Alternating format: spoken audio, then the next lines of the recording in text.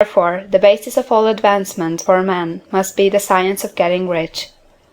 The object of all life is development, and everything that lives has an inalienable right to all the development it is capable of attaining.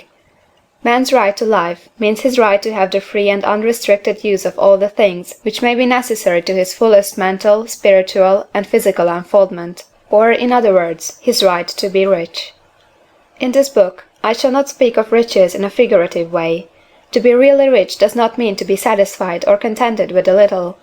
No man ought to be satisfied with a little if he is capable of using and enjoying more. The purpose of nature is the advancement and unfoldment of life, and every man should have all that can contribute to the power, elegance, beauty, and richness of life. To be content with less is sinful. The man who owns all he wants for the living of all the life he is capable of living is rich, and no man who has not plenty of money can have all he wants.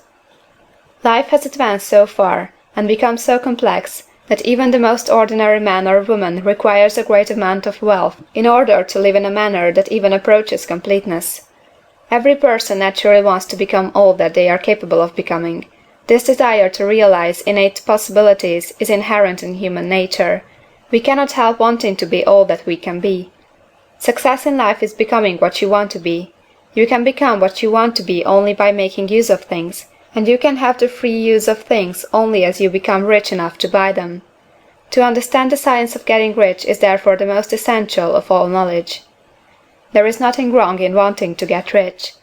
The desire for riches is really the desire for a richer, fuller, and more abundant life, and that desire is praiseworthy. The man who does not desire to live more abundantly is abnormal, and so the man who does not desire to have money enough to buy all he wants is abnormal.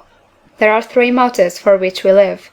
We live for the body, we live for the mind, we live for the soul. No one of these is better or holier than the other. All are alike desirable, and no one of the three, body, mind, or soul, can live fully if either of the others is cut short of full life and expression. It is not right or noble to live only for the soul and deny mind or body, and it is wrong to live for the intellect and deny body or soul. We are all acquainted with the loathsome consequences of living for the body and denying both mind and soul, and we can see that real life means the complete expression of all that man can give forth through body, mind, and soul. Whatever he can say, no man can be really happy or satisfied unless his body is living fully in every function, and unless the same is true for his mind and his soul. Wherever there is unexpressed possibility, or function not performed, there is unsatisfied desire. Desire is possibility seeking expression, or function seeking performance.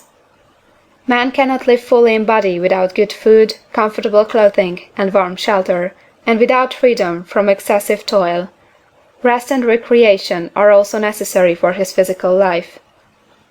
He cannot live fully in mind without books and time to study them, without opportunity to travel and observation, or without intellectual companionship.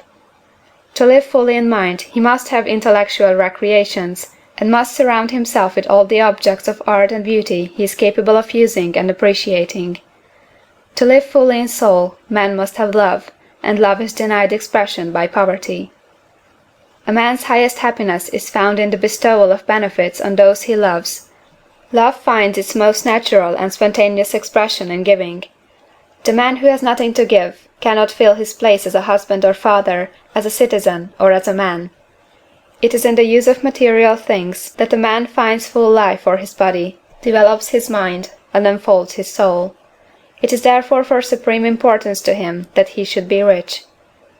It is perfectly right that you should desire to be rich. If you are a normal man or woman, you cannot help doing so. It is perfectly right that you should give your best attention to the science of getting rich, for it is the noblest and most necessary of all studies.